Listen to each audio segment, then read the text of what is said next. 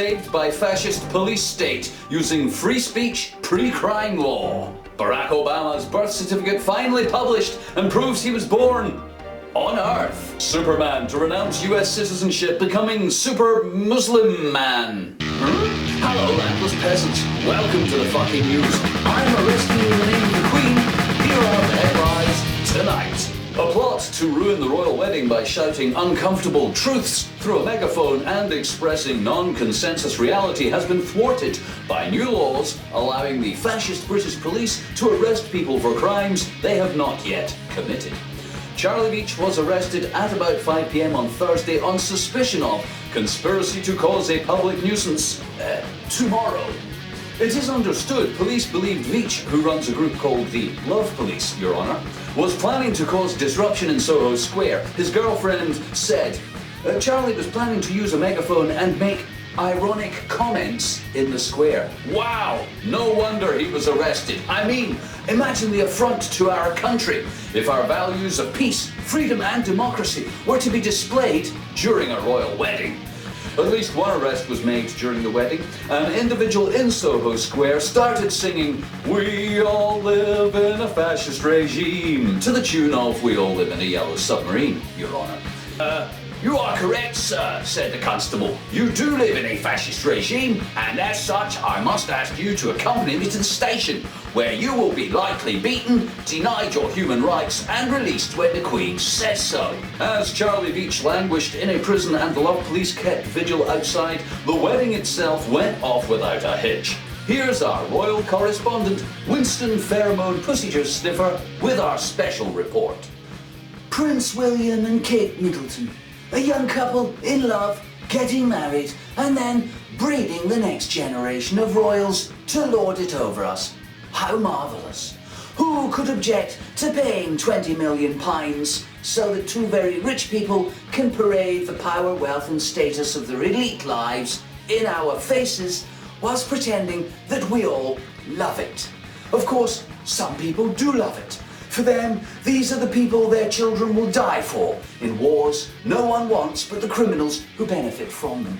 For some people, these are the faces on the money we go into debt for as we dance to the tune of materialism, consumerism, nationalism, militarism, jingoism, royalism, fascism. For some people, these are the people to abdicate responsibility to. Our betters, the vessels into which we pour our national identity. God save the Queen, rule Britannia, pomp and ceremony, hurrah for the royal couple, etc. Blah, blah, blah. But for others, royalty have lost their sheen. They represent a throwback to serfdom and tyranny, an echo of a not too distant world where those born to privilege enjoy great power and wealth, whilst their subjects exist to serve as props, the extras in an entirely royal production, the background to their splendour, the carpet they walk on, the grist in their mill, the mince in their grinder, the manure for their garden, the peasants on their land. The royal wedding is not our chance to celebrate a young couple in love. It is the royal family's chance to push our faces in the mud, walk all over our backs, rifle through our pockets, piss on children in poverty, shit in the mouths of Republicans, and arrest anyone they don't like for things they haven't done yet with laws they made up last week. Because, as one lone voice in the crowd so accurately put it, we all live in a fascist regime. A fascist regime, a fascist regime. We all live in a fascist regime. This is Winston Pheromone Pussyjuice Sniffer for the FKN Newz at the royal wedding. Thanks, Winston. In an interesting coincidence, Adolf Hitler and Eva Braun were married on April the 29th. 1945, 66 years ago to the day, as the Third Reich collapsed. The next day, Hitler and Eva Braun both took cyanide and died.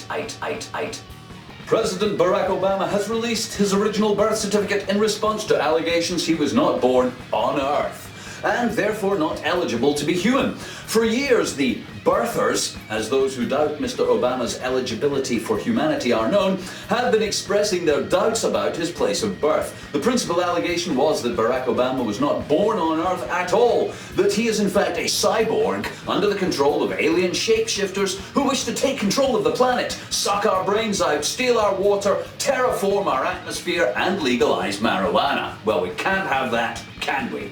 In light of these allegations, the birthers claim Barack Obama is therefore ineligible to be human, according to the US Constitution, which states that no person except a natural-born human shall be eligible to the office of president. So now the White House has published copies of the president's original birth certificate, along with a statement on his website saying, "We don't have time for this kind of silliness." But we are silly enough to have spent the time saying that and publishing a copy of the certificate. Potential presidential candidate Donald Trump has continued to express his doubts about the president's hairpiece, birthplace, so no doubt there will be more on that story later. In a related story, the president may be trying to prove his citizenship, but Superman is planning to renounce it. Yes, he may still be a firm believer in truth and justice, but as he approaches his 80th birthday, the world's foremost superhero is no longer sure he can stand behind the American way. Hey, perhaps he'll convert to Islam and become super Muslim man. What could we look forward to in Iraq, Afghanistan, and the Middle East as a result? Is that a bird? Is it a plane? Is it an unmanned drone coming to bomb our wedding party? No, it's super Muslim man coming to oust President Karzai and his illegitimate corrupt government.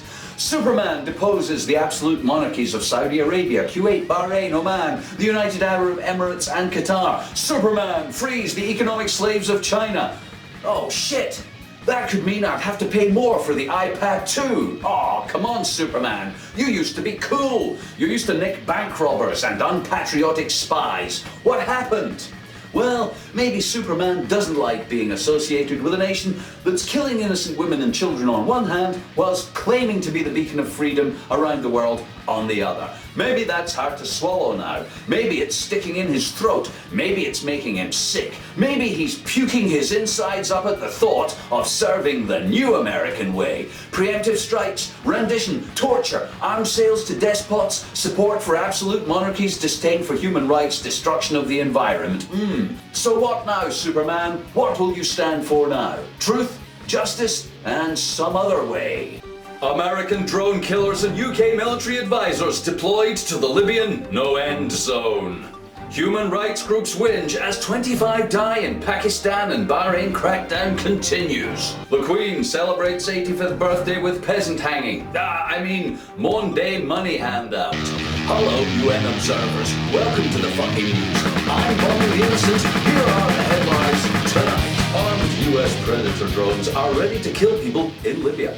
Defense Secretary Robert Gates has said their use has been authorized by President Barack Obama and would give the military operation the ability to precisely kill Gaddafi. Target forces loyal to Gaddafi. At the same time, the UK is to send military advisors to Benghazi in an attempt to help them kill Gaddafi. Fight the Libyan army. Forces loyal to Gaddafi. Britain, France, and America descended on Libya like Flash Gordon, all spandex suits and air cover. Savior of the universe, or at least saviors of a few democracy protesters. Now, with the deployment of US armed drones, the sending of UK military advisors, and the stalemate of the rebels versus forces loyal to Gaddafi, because you can't call them the Libyan army anymore because there isn't an army in Libya, because that would mean it was a state. Oh, it looks like another custard pie in the face of the international conspiracy community. You see, in order to do good and support peace, freedom, and democracy, we must bomb and kill people. It's essential. Whilst training religious extremists to bomb and kill on our behalf as well. Great stuff. It worked so well in Iraq and Afghanistan. We've been bombing and killing insurgents there for 10 years and their countries are great, aren't they? By the way, the difference between an insurgent in Iraq and Afghanistan and a rebel in Libya is about $20 billion a year. So, according to a recent poll, Afghanistan's now the 6th worst country to live in the world, and Iraq is the 7th worst country to live in the world. All the deaths of millions of people, increases in infant mortality, decreases in education infrastructure, infrastructure, electricity, water, medical treatment, and all that money is a price worth paying for fraudulent elections, corrupt government, ethnic and religious division, and unending profits for the arms trade. Ka-ching! Nice. Evidence, if any were needed, of how wonderful it is to have America and the UK protecting you from dangerous dictators. And now we're all set to do it again in Libya. Our leaders are stupid enough to pursue policies that line the pockets of the arms trade whilst plunging countries into darkness, decay, and social instability. Yes, but only if we can avoid mission creep. Oops, too late. Here's Senator John McCain arriving in Libya to meet the rebels, whom he calls heroes, unlike other Arabs fighting oppressive military rule, who he calls terrorists. Palestine. It is thought President Obama sees the deployment of drones as one way of combating the growing stalemate in Libya as the effectiveness of airstrikes wanes in the face of urbanization of the conflict. Either way, it seems what started as a no-fly zone now looks more like a no-end zone. This is who would have believed it. Intractable overseas military conflict distracting us from the oppression of millions by dictators. We support correspondent for the FKN Newz somewhere in the Libyan desert in a pickup truck with some armed rebels waiting for America to kill or overthrow Gaddafi for them so they can sell oil to France and Italy instead of him. Back to you in the studio. In a related story, human rights groups have been whinging ineffectively about the latest atrocities committed in the war on terror. At least 25 people have been killed in a US drone strike in the troubled Pakistan tribal region of North Waziristan.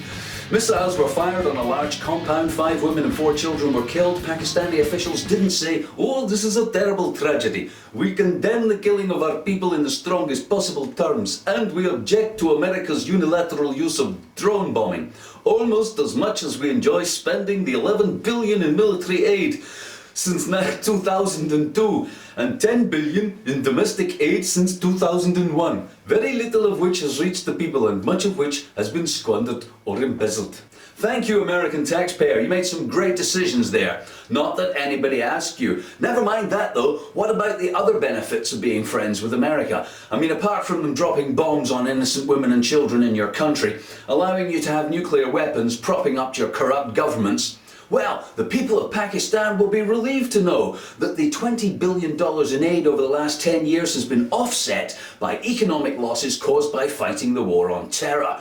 The Economic Survey of Pakistan 2010 estimates losses due to the war on terror at $43 billion between 2001 and 2010. Nice to see your sufferings working out for you. In the UK, the Queen has celebrated her 85th birthday by hanging peasants from her balcony.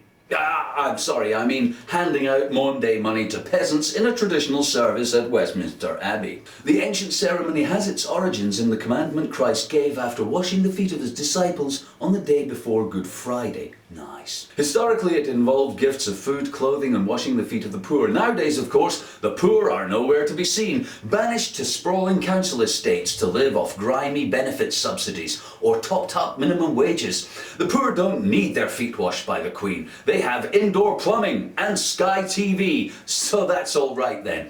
Instead, the Queen gives money to churchy types and community leaders. You know, the kind of people who like the Queen and wouldn't spit in her face, throw her money on the ground and challenge Prince Philip to a square go outside.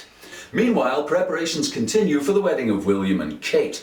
The big question on everybody's mind, of course, is have they shagged yet? Or will the shagging start after the wedding? Traditionally, it's always been suspected that the heir to the throne is not a virgin, having long ago buggered a few servants for practice. But what about Kate? Has she been fucked? Will former lovers step forward after the service with embarrassing mobile phone video of Kate, our son, with no leaders singing, "Pull up to the bum, baby"?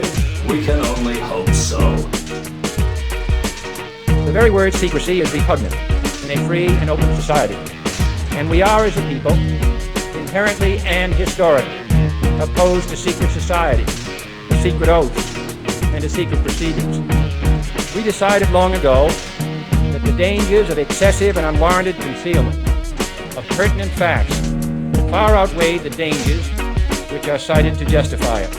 Even today, there is little value in opposing the threat of a closed society by imitating its arbitrary restrictions. restrictions, limiting its arbitrary restrictions. Even today, there is little value in ensuring the survival of our nation if our traditions do not survive with it. And there is very grave danger that an announced need for increased security will be seized upon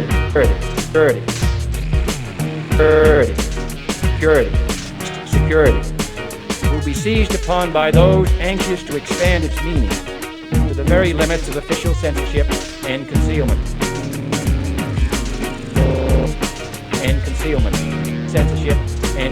Censorship and concealment. As an excuse to censor the news, to stifle dissent, to cover up our mistakes, or to withhold from the press and the public the facts they deserve to know.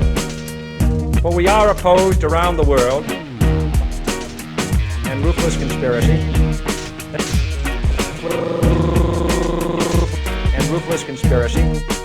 that relies primarily on, for we are opposed by a monolithic and ruthless conspiracy that relies primarily on covert means for expanding its sphere of influence, on infiltration instead of invasion, on subversion instead of elections,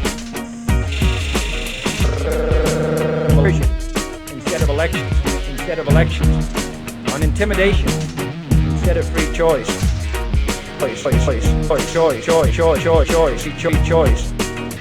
choice. It is a system which has conscripted vast human and material resources into the building of a tightly knit, highly efficient machine. Thanks. And now the weather. The planet's funky. It's getting worse, and it's your fault. Have a nice Error weekend. doesn't become a mistake until you refuse to correct it.